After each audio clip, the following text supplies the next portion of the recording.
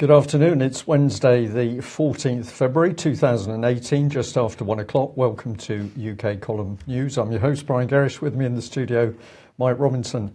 Where do we start? Minister for War would be a good place, I think. Here he is, Gavin Williamson. The Russians have said that really he's a Monty Python minister. And I have to say I agree with them. What's this man been saying? Well, let's put in the first bit. He says that this threat, the Russian threat, is real. It's on our doorstep, Mike. I don't know, does that mean they're at Calais now? Have they moved across Europe and the Russians are at Calais? Or are they coming in the back door via Ireland or Scotland? Yes. We don't know. But he says we should not underestimate the damage Russia could do. I've added a little bit in there. That's why I've sent 16 tanks and 600 men to show those nasty Russians what we can do.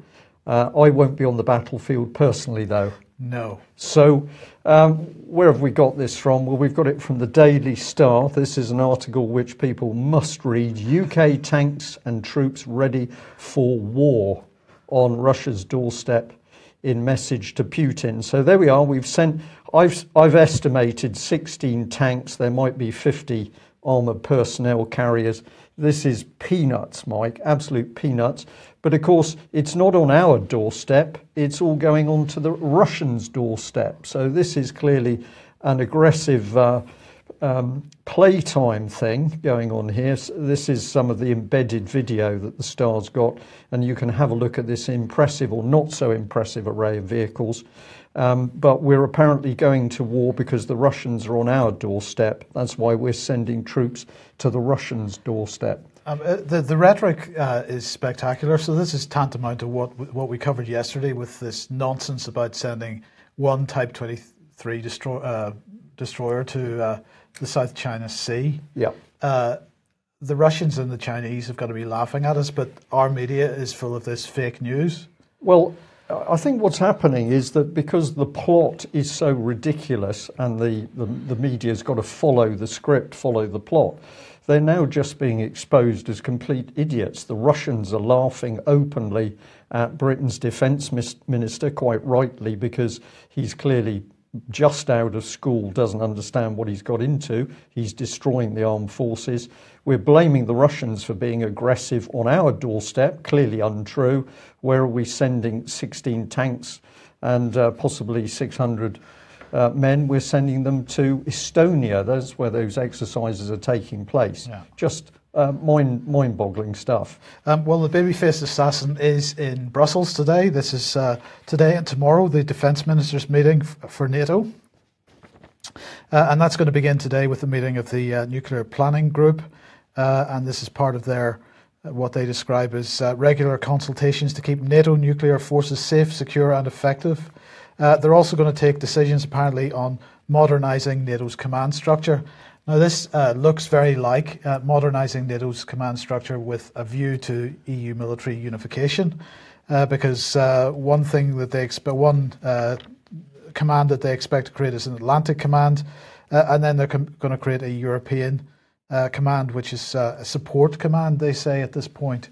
And as well as that, they're going to open a new cyber, or at least agree a new cyber operations centre. And then later in the day, they say that they're going to address defence spending and burden sharing amongst allies. Now, NATO claims, as you can see in the tweet there on screen, NATO claims that the UK has met its 2% spending obligations, which is all very good. But is it true? Because this is the Institute for Strategic Studies, and their global defence spending. Well, their headline here on their page is "Global Defence Spending Stagnation Persists in 2017." This is coming out of their latest Military Balance report, Military Balance 2018. It costs about £500 to buy that report, but they've kindly put some information online from it. And they're saying that the UK didn't meet its 2% of GDP spending on defence pledge for a second year in a row. They say that we spent slightly less than that at 1.98%. And as I say, that's the same figure that the ISS reported for the previous year.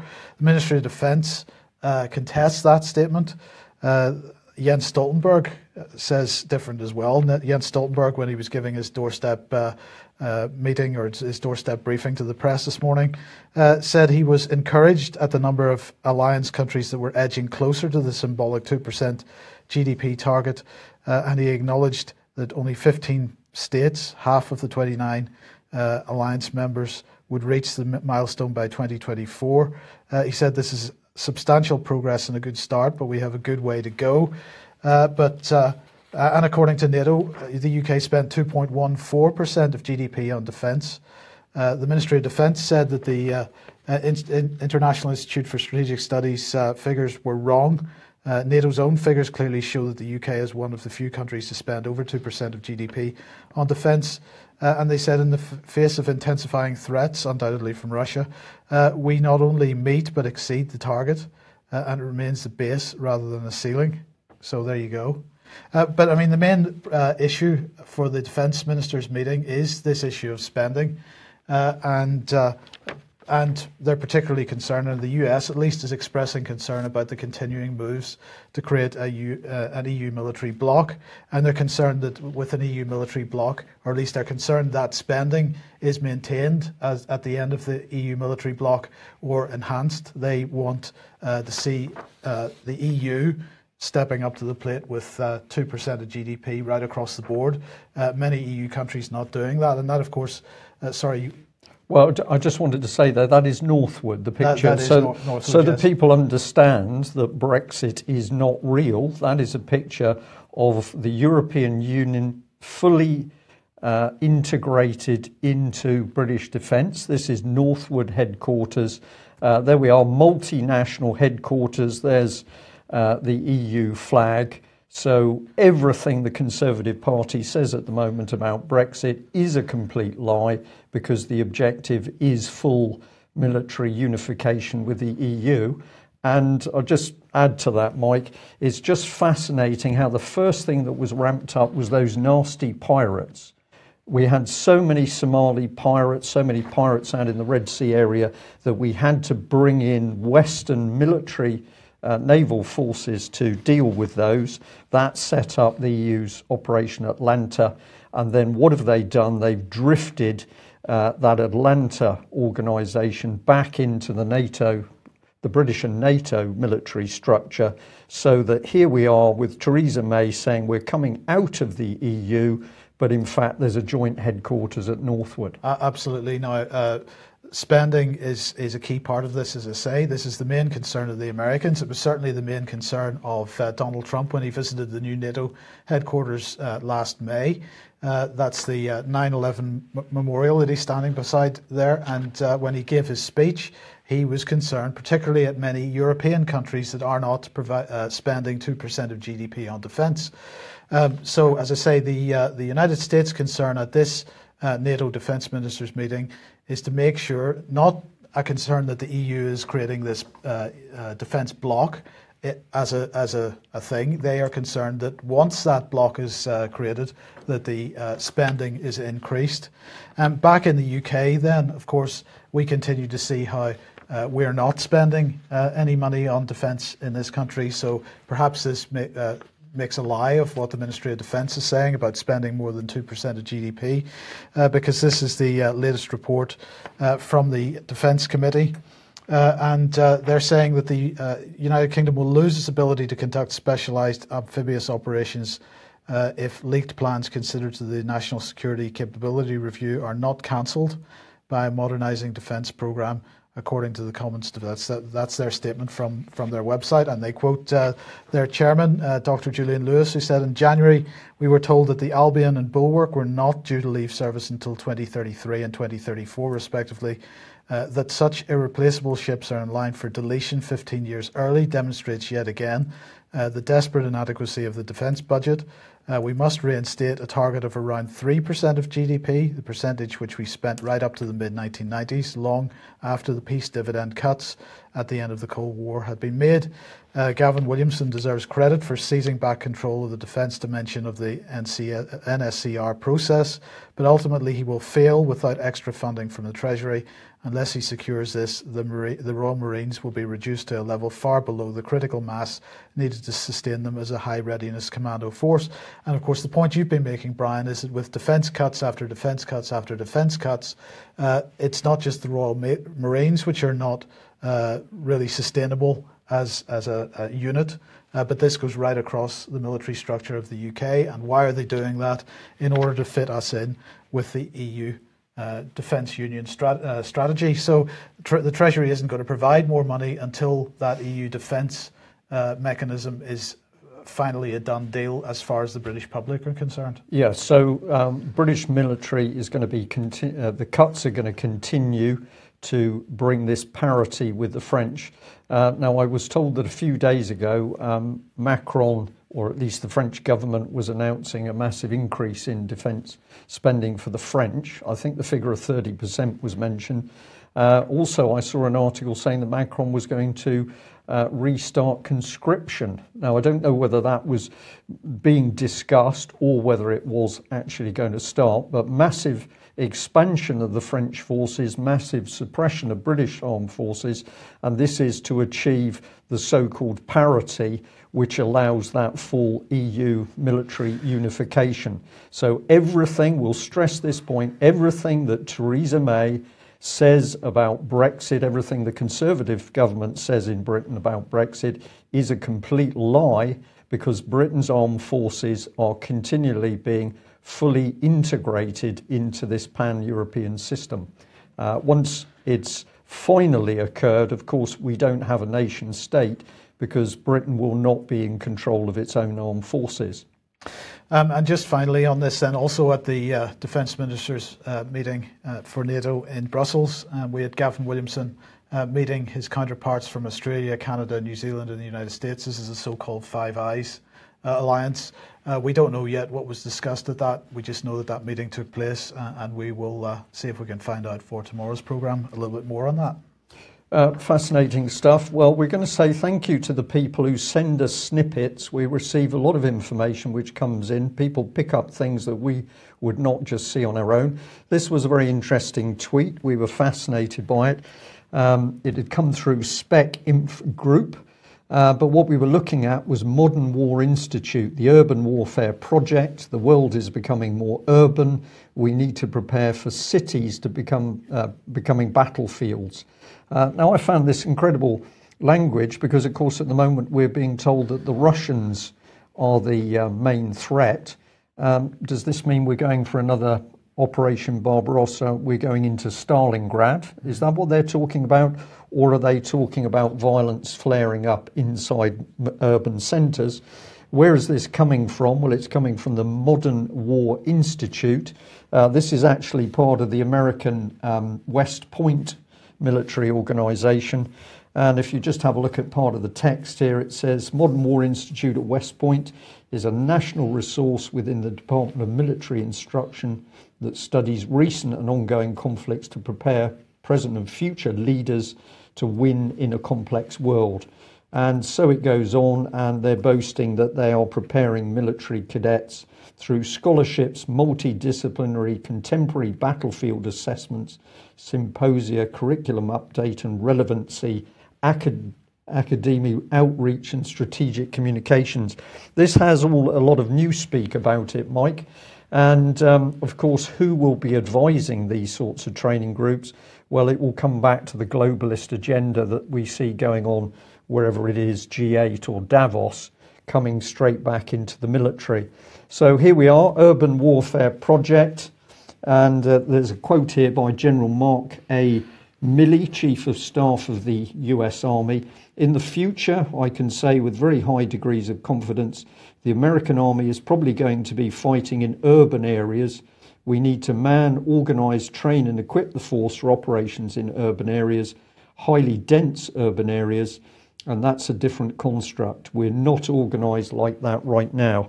So this is suggesting that the American army is going to do, or the American military is going to do a massive change of objective to focus on fighting in urban areas. Where will those urban areas be? Will they be in Eastern Europe, cities in Eastern Europe and Russia, because that's where we're told the threat comes from? Or could it be, as some people suggest, that the American people are going to take things into their own hands in the United States itself? Okay, well, let's move on to Brexit. The road to Brexit. Boris Johnson giving a speech today in the newspapers is being described as a Valentine's Day speech, so it must be very loving, I'm sure. And this is apparently the first in a series of speeches which various cabinet ministers are going to give over the next few days, leading up to Theresa May giving a speech in Germany at the weekend. And he is very concerned, Brian, that people are becoming even more determined in their efforts to stop Brexit.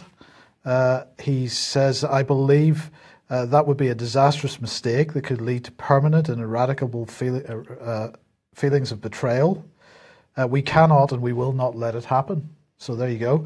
But if we are to carry this project through to national success, as we must, then we must reach out to those who still have anxieties. I want to try today to autonomise at least some of those fears and to show the best of my ability that they are unfounded and that the very opposite is usually true, that Brexit is not grounds for fear but hope. So there you go. That's what he has to say. I'm feeling much better already that he's absolutely on the case and is going to bring us successfully out of the European Union. You must agree with me on that. Well, I think what he said is that he's going to give you hope. So there's going to be a hope of coming out the European Union, but that isn't actually going to happen, is it, Mr. Johnson? Because you are stitching the British military into the EU military system, among other things. Okay, finance then. Well, we have to go back to Russia a little bit here because, of course, Russia has been threatened for a number of years now about being removed from the SWIFT interbank cash transfer services. And this is Arkady Dvorkish. Sorry, I pronounced that incorrectly. I do apologise. Dvorkovich. He is the Deputy Prime Minister in Russia. Well, he's now saying that the Russian banks are ready for this at last, so it doesn't really matter what the United States or Europe does. He said, certainly it is unpleasant as it will prove a stumbling block for companies and banks in Russia and will slow down work. It will be inevitable to deploy some aged technologies for information transfer and calculations. However, the companies are technically and psychologically ready for the shutdown as this threat was repeatedly voiced. And he said that any measure that would have a negative effect on corporations working in the US and Europe is particularly of concern. He said, in general, disconnecting Russia from SWIFT would be a crazy step on the part of our Western partners. It is obvious that for the companies which work in Europe and the US, it would be harmful, and this applies not only to the shutdown of the service. So Russia saying that they're ready for that. In the meantime, people that aren't ready, perhaps for certain things, is the Western banking system, and this is the well, he's clearly had plenty to eat, anyway, not short of a few bob. Is this gentleman? Is the new head of the Bank for International Settlements, and he's saying that there's a very strong case for the BIS and central bankers to sort of get hold of digital currencies and regulate them to death. Really, this was apparently his first major public speech as the head of the Bank for International Settlements. This is Bank for International Settlements General Manager Augustin Carstens. And he said Bitcoin is not functional as a means of payment, but it relies on the oxygen provided by the connection to standard means of payments and trading apps that link users to conventional bank accounts. If the only business case is used for illicit or illegal transactions, central banks cannot allow such tokens to rely on much of the same institutional infrastructure that serves the overall financial system and freeload on the trust that it provides. Well, hold on a second. Mr. Carson's, it's your financial system which has been laundering drug money for 150 years quite successfully. There's a certain level of hypocrisy which is a bit beyond my ability to describe in this statement. Well, what they're worried is that somebody else is moving onto their patch, Mike. That's the big problem. And of course, Bank of International Settlements, BIS, is the bank in control of the other major banks. So we've got a huge power base here. And of course, BIS, when members of the British Constitution Group at least have talked to members of Parliament and said to them, what about the Bank of International Settlements? These MPs don't even know what it is. So a man of immense power, clearly he's been on the Eric Pickles slimming course, but I think they're very worried that somebody else had challenged the banking system in this way. Absolutely. And on Monday we mentioned this report from the Resolution Foundation on debt and the implications for the amount of debt that individuals and households are carrying in the UK if interest rates rise, as Mark Carney is suggesting. Well, this is a new report out now via the Labour Party, who were pushing freedom of information requests into the Office for Budget Responsibility, which pretty much echoes the Resolution Foundation's report. And they found that they expect the cost of servicing debt amongst UK households to climb by almost 30% by 2023. So that's, what's that, 5 years? So that's of concern, and it's not going to take huge levels of interest rate increases to cause that to happen. No. Is that a Bank of International Settlements burger there on that one? It could well be. Could well be. There we go. Well, let's put up a picture of a banker. Well, of course he's not. My goodness, it's complicated. And The Independent has taken up the cause of George Soros, the billionaire investor who became the favourite target of conspiracy theories and anti-Semitic hatred. Some attacks contain overtones of anti-Semitism, while others target the billionaire who broke the Bank of England for being a globalist financier. So apparently if you call him a globalist financier, this is some form of hate speech. Yes. So he's worth about 18 billion as a minimum. He broke the Bank of England. That sounds pretty dangerous to me. But if you call him a globalist financier, then this is hate speech. And in fact, it makes you anti-Semitic. It's really fascinating. Well, let's have a look at the article. It's written by David Finkelstein. This is the Times one I've got in front of me. Let's get this right.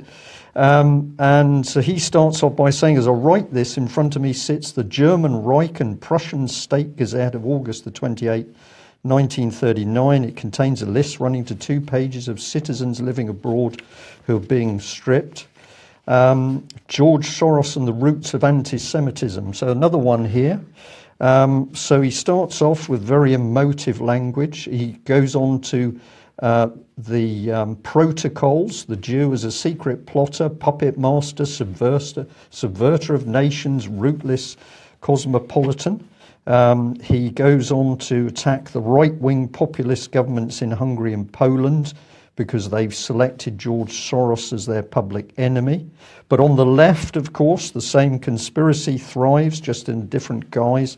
The international Jewish superstate is Israel, and the elders of Zion are the plotters. So remember, this is just because people pointed out that George Soros was giving a large amount of money to an organisation trying to turn the tables on 17 million people in Britain who voted to leave the EU. If you dare to criticise this man, then the Times and the Independent are going to say that you're anti-Semitic. But towards the end of this immensely poor article, the journalist says this: the idea on the populist left and right that there is an international elite resting on global capital, hanging out in Davos, working often in secret to frustrate the interests of the people, is a profoundly unhealthy one. Really? And false. It allows, Davos isn't the hub of a new world order. It's a boring conference in a freezing location where people sit on panels and talk about corporate policy on climate change. And George Soros isn't a puppet master, and his plot isn't secret. He's just a rich guy paying for some leaflets about Brexit. Wow.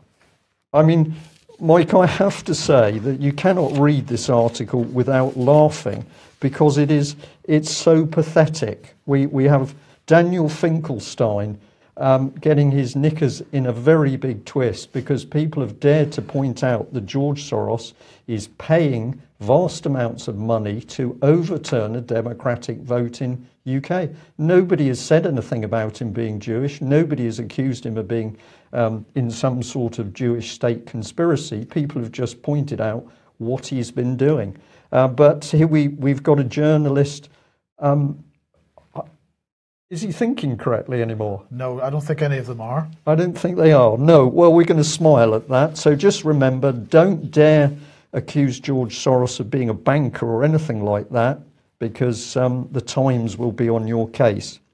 Well, of course, what does Davos and the G8 and the global leaders get up to? Well, actually, it's doing things like this. So here we've got a Guardian article, London community school teacher in the last 10 for a $1 million global prize. So here she is, Andrea Safirakou, and she's been shortlisted from more than 30,000 people for a teaching award. So the article, when you get into it, looks fairly innocuous. But what you need to look for is this, where this award came from. And here we've got the Farkey Foundation. Sonny Farkey is founder and executive chairman of GEMS Education Group. He's a passionate education entrepreneur. He's also tightly connected to the World Economic Forum. So that would bring us roughly back into George Soros's field. Microsoft, UNESCO, and the Clinton Global Initiative. Yeah. So we've got a school teacher in Britain who's very happy because the Clintons and others have said, we like you. And we'll come on to why they like her in a minute. But dig in and have a look. We had a look at some of the people. We found some Michael Lockett, has a portfolio of businesses that operate across the communications spectrum, centered around corporate, political and institutional leadership, ideal for teaching awards.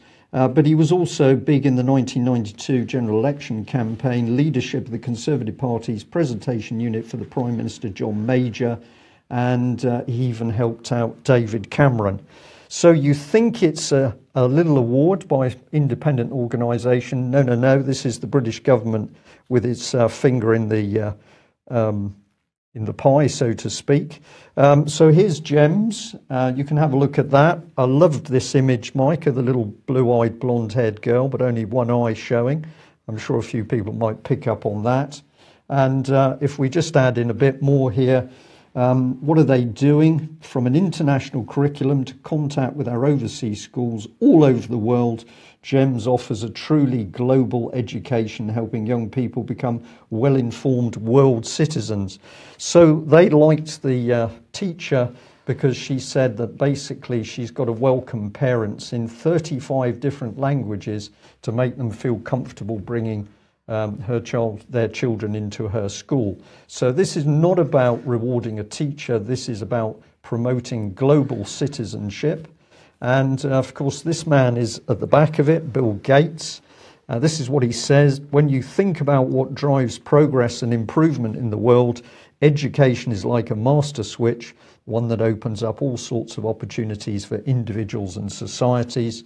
Of course, what he really meant was this: one that opens up all sorts of opportunities for individuals like me and our societies. So we're not to know who these illustrious, immensely wealthy leaders are pushing this policy through, but they're going to do it by giving our school teachers awards to make them feel good. And sorry, that was, if you want to see it, that was the headline of that Times article that I read out. There we are, getting his knickers in a twist about Mr. Soros.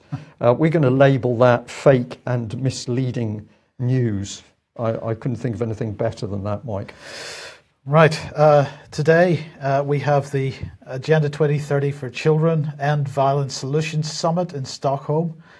Penny Mordaunt is there, of course. Well, what's this all about? This is a global partnership to end violence against children. It's where all major stakeholder groups come together to focus their words, actions and resources on ending violence against children, a unique public-private partnership for all actors to hold themselves to account and work together to prevent and respond to violence against children. Does that make sense? Yes. Okay. It includes governments, UN agencies, international organisations, civil society, faith groups, the private sector, philanthropic organisations, foundations like Soros, for example, research practitioners, academics, and children themselves. So they're going to meet in Stockholm, or they're meeting in Stockholm today. They're saying we're issuing an urgent call to action, bringing together governments, the UN, civil society, and so on, and responding to violence against boys and girls during the first End Violence Solutions Summit. It will be a crucial meeting in our common responsibility to combat violence against children. And they say that in 2015, world leaders acknowledged the severity of epidemic levels of violence against children and committed to end all forms of violence and exploitation of children by 2030 as part of the Sustainable Development Goals in Agenda 2030. And this summit is a major milestone towards achieving that commitment. Well, as I say, Penny Mordaunt is there today giving a speech. She's pledging £5 million of government funding, Department for International Development funding, to help protect vulnerable children across the globe following allegations of sexual abuse by Oxfam in Haiti. Now, of course, £5 million, that is a huge proportion of the billions of pounds that are made in profits by people who do exploit children every year. So, of course, that's going to have a major impact, Brian. No, right, didn't think so. The International Development Secretary is going to announce that following that funding at this meeting. She was also commenting on Oxfam and other charities, and she says, unless you, the charities, create a culture that prioritises safety of vulnerable people and ensures victims and whistleblowers can come forward without fear, we will not work with you. So, hold on, this is Penny Mordaunt, who works for Theresa May, who's the person who has made sure that people are in prison for whistleblowing or are being hounded out of their jobs for whistleblowing and so on. Anything to do with child sexual abuse, you're going to end up in either in prison and in solitary confinement, or you're going to lose your job and be... Well, this is absolutely correct, Mike, and I can say that we now know accurately and for certain that Theresa May had a personal briefing about the despicable treatment of Met Police whistleblower John Wedger. That was about a 15-minute conversation with British Prime Minister Theresa May to say that a policeman who'd blown the whistle on the grooming, abuse and deaths of children in London and the cover-up by politicians, local authorities and charities, Theresa May personally briefed on it, did nothing. Well, Penny Mordaunt then saying that she's going to deal with Oxfam by referring them to the National Crime Agency. She said that while investigations have to be completed and any potential criminal prosecuted accordingly, what is clear is that the culture that is allowed to happen needs to change, and it needs to change now. We will just remind Penny Mordaunt and others, of course, that, well, what did the chief executive of Oxfam say? Basically, well, if you think we're bad, lots of the other international organisations are much worse. So you know, this has got to be dealt with, and we'll keep an eye on that conference and report on it in due course. Yeah. Okay. Thank you for that, Mike. Well, let's bring in Melanie Shaw, and I'm pleased to say that I have a letter from her yesterday. She says she's got mixed news. She is getting time out of her cell now. She is able to go to church, which is very good. She had her meagre pay that she can earn for doing certain jobs withheld for 6 weeks. She didn't have the facilities to hand wash her own tracksuit, so now she's got some clothes. She's apparently living in dirty clothes. She says the Samaritans are very supportive, but she's still actually having a very hard time.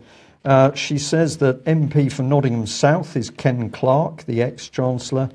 I stayed quiet on that for over 2 years. maybe a nudge in his direction will help, as he's very influential and powerful. So I'm not quite sure what Melanie is getting at there. Yes, of course, Ken Clarke is one of the Nottingham MPs. Do you think he's likely to help, Mike? I thought this was the man who was keen for courts to become even more secret. I think he's very unlikely to help, Brian. But I'm willing to keep an open mind. If Ken Clarke wants to pick up the phone and ask how he might help, then I'm sure you would be willing to speak to him. Or indeed, if some of our viewers and listeners might like to contact Mr. Clarke very politely and ask him what he's doing to help Melanie Shaw, will be intrigued with the answers. Let's just bring in Amber Rudd, because of course all this takes joint effort by Theresa May, the British Prime Minister, and the Home Secretary. And I tweeted this out yesterday. I couldn't resist it because, of course, she'd been boasting that she could use AI to nail 94% of Islamic State online terrorism with 99.995% accuracy. But, of course, with child abuse, our estimate is that she can only do about 3.9995%. And that's largely because we don't want to upset the Westminster apple cart. But then she is one of the boys. So there we have it. A funny old world, unless you're a child abuse survivor. So this caught my interest, that we've suddenly gone very big on the journalist Zaghari Ratcliffe. Now, this lady has been in Iranian jail for some months now, some considerable time. I don't have any doubt accepting that she's probably living in appalling conditions. But we've got a remarkable contrast here. We've got a BBC journalist who effectively gets the full support of the British government, Westminster, Boris Johnson. We have a child abuse survivor whose only crime is to blow the whistle on horrific abuse of children and indicate, of course, that politicians were involved, and she gets no help at all. If we look at how severe Melanie's treatment has been, that was her leg ulcer, which was untreated for the entire time she was in Sodexo prison in Peterborough. So this is a British woman, child abuse survivor. This is how the British government treats her in prison. And of course, Melanie has spent well over 18 months in solitary confinement, 23 and a half hours a day. But when we come to the BBC journalist, her husband, Richard Ratcliffe, has been meeting Boris Johnson. There we are with the top picture. So he's brought into the heart of government to plead for his wife's case. We've now got a charity involved. Let me just bring that up on screen for the hard of seeing, which is myself, Redress. We spoke to that organisation this morning. They're interested to talk to us about Melanie this afternoon, so we'll see what happens. But apparently Redress is now putting Miss Ratcliffe's case through to the United Nations. So what a difference. If you work for the BBC, the British government is in to help you. But if you're Melanie Shaw, the British government does not want to even know you. And of course, the man in the middle here, Boris Johnson, he had to apologise for this. He said, of course, I apologise for the distress, for the suffering that's been caused by the impression I gave that I believe that she was there in a professional capacity. Miss Nazanin Zaghari Ratcliffe, she was there on holiday. So Boris thought that she was there training journalists, but he then had to apologise in Parliament because he got that idea out of nowhere, Mike, just out of nowhere. Yeah. So what a horrific difference between what the British government would expect of Iran and what the British government is prepared to do to a child abuse survivor in a prison in Britain. Okay, health then. Sputnik reporting this morning, the Dutch Senate passes law making people's organs government property. This is about the Netherlands passing legislation which means that you've got to choose to opt out of, so they've changed the rules of consent in the Netherlands about whether you will donate your organs if you pass away for some reason, or if you're in an accident, for example. Under the new legislation, Sputnik says every person over 18 will be included in the organ donor register unless they specifically say they don't want to be. Every Dutch adult who's not yet registered as a donor will receive a letter asking whether or not they want to become donors after death.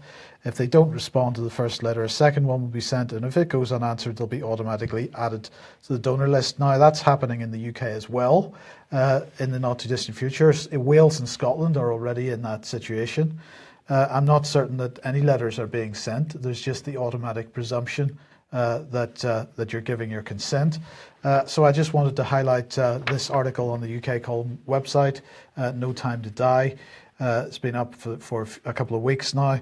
And the article is pointing out that the government considers that it is the right time to revisit the issue of consent and to change the legal default on consent for organ and tissue donation in England. Although 8 out of 10 people say they would want to donate their organs and tissue after their death, most never register to be organ donors. This change would mean the system better reflects the position of the majority of people who would be happy to donate their organs and tissue when they die. It will also respect the decision of those who do not wish to be organ and tissue donors. In both the UK and in Holland, and also in I think France and Spain have already done this as well. There's apparently a huge need for organ donations because there's a huge backlog of people waiting for organs. And the point that's being made in this article on the Column website isn't that you shouldn't be donating your organs. It's really saying you should be doing so with full understanding of what it is that you're getting involved in.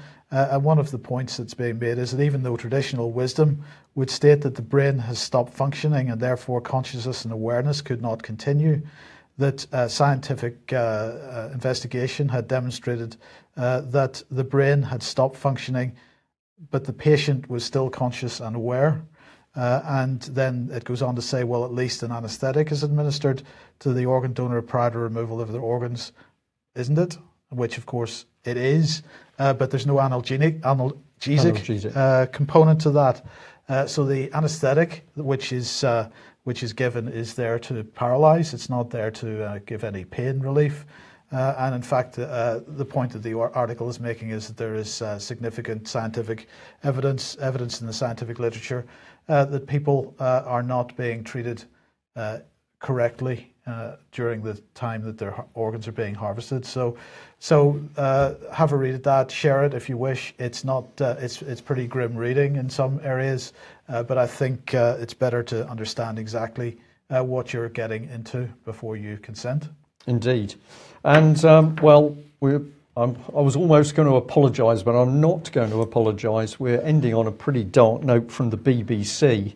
BBC's got to be watched very carefully because aside from fake news and the fact that 83% of Britons, as shown in that Daily Mail survey, do not trust the BBC, they are really now getting into some very dark and unpleasant manipulation of people's minds.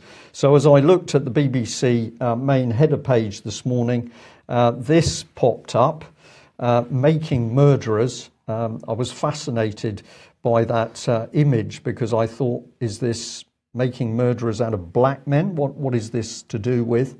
Where does it lead through? Well, it leads through to this Valentine's Day. This is part of, I'm going to call it a docudrama. I couldn't find any parental warning on this, but it's immensely dark, depressing stuff with graphic details of murder. Children, of course, have free access to this stuff, but the BBC doesn't make any, doesn't give any warnings to parents. So this is the key bit of it, Making Murderers, and it goes in great detail to this extremely unpleasant murder on this location, and it's told in this highly interactive graphic form. So you've got these immensely dark, powerful images come up. You're not sure after a while where you're reading factual content or you are in some sort of horror movie, But I found this one really shocking. And I'm going to say we'd be very grateful if there's some parents out there who share our concern, if you would join us in challenging the BBC as to why there's no parental guidance on this stuff. So here we are, BBC News 7, James Street. And then, of course, with no time at all, somebody sent through something else, Shetland Review, the body count mounts in this stunningly bleak drama. All of this is very dangerous stuff, particularly for people who perhaps suffer a bit of depression or they've anxiety, whatever it is. This is deliberately calculated material to make people sick, in my opinion. And what have we got here? Well, this is a graphic, real report of an incident where a man had murdered a woman. He then jumped out of a window, landed on a car below, attempted to assault the woman passenger in the car, went on to assault another woman. What took place in this murder, we don't know, but this man was in a very psychotic state. And I'm going to say chicken egg, which comes first? Are the murders coming, or are these things the result of at least of some of the material that's being put through on the BBC and graphic stuff in this particular one? So I'm sorry to end on such a dark note, but if we are to stop what's happening to this country at the moment, we've really got to understand what the BBC in particular is up to as a very dangerous psychological propaganda machine. Okay, well, there we are. Latest news from Melanie. I'll try and formulate that into more of a concise report tomorrow. But the good news is that at least she's getting some time out of her cell. Please, if you've got time, write to Theresa May, write to Ken Clarke, write to everybody you can possibly manage, pointing out this horrific hypocrisy over women in prison in Iran versus women in prison in UK. As somebody said on the chat box, that solitary confinement for extended periods of time is torture. That is what the United Nations has classified it as. Melanie Shaw has done over 18 months of torture in a British prison. Thanks very much for joining us. Bye-bye. Bye-bye.